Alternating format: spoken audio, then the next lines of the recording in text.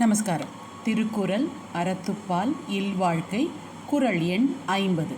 வையத்துள் வாழ்வாங்கு வாழ்பவன் வானுரையும் தெய்வத்துள் வைக்கப்படும் என்கிறார் நம் திருவள்ளுவர். அதாவது இந்த வையத்துள், இந்த உலகத்தில் வாழ்வாங்கு வாழ்பவன், நல்லபடியாக அறத்தோட இல்வாழ்க்கை வாழ்கிறவன் வானுரையும் தெய்வத்துள் வைக்கப்படும். இங்கே நம்ம தெய்வம்னோடனே கடவுளை நினச்சிடக்கூடாது.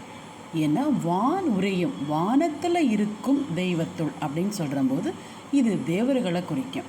ஏன்னா கடவுளுங்கிறவர் எங்கே வானத்தில் மட்டுமா இருக்க, அவர் நீக்கமற எல்லா உலகங்களும் நிறைந்திருக்கிறார். அதனால் இங்கே தேவர்களை குறிப்பிடுறார்.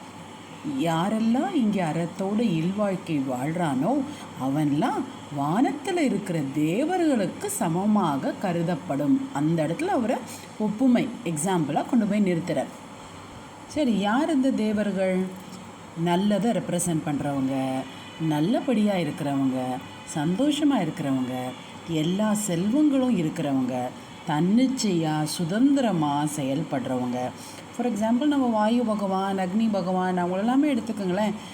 அவங்க சுதந்திரமாக செயல்படுறாங்க. என்ன ஒரு கம்பீரம்! அவங்கள பார்த்து யாராவது பழி சொல்ல முடியுமா? யாராவது அவங்கள பற்றி தப்பாக பேசுகிறோமா? ஒரு மதிக்கத்தக்க ஒரு நிலையில் அவங்க இருக்காங்களே. அடுத்தவர் பார்வைக்கு தேவர்கள் நல்லவர்கள், மற்றவங்களுக்கு உபகாரம் செய்யக்கூடியவர்கள் அப்படிங்கிற பேரெடுத்து இருக்காங்க இல்லையா? அந்த மாதிரி வாழ்வானா இந்த இல்வாழ்க்கையை அறத்தோடு வாழும் மக்கள். இப்படி பூவுலகத்தில், அதாவது இந்த மண்ணுலகத்தில் வாழ்ந்துட்டு இருக்கும்போதே நம்மளை தேவராக ஆக்கக்கூடிய அந்த ஒரு அரணான இல்வாழ்க்கையை வள்ளுவர் சொன்னது போல நாம் கடைபிடிப்போமாக. வாழ்க தமிழ், வாழ்க வளமுடன். தேங்க்யூ.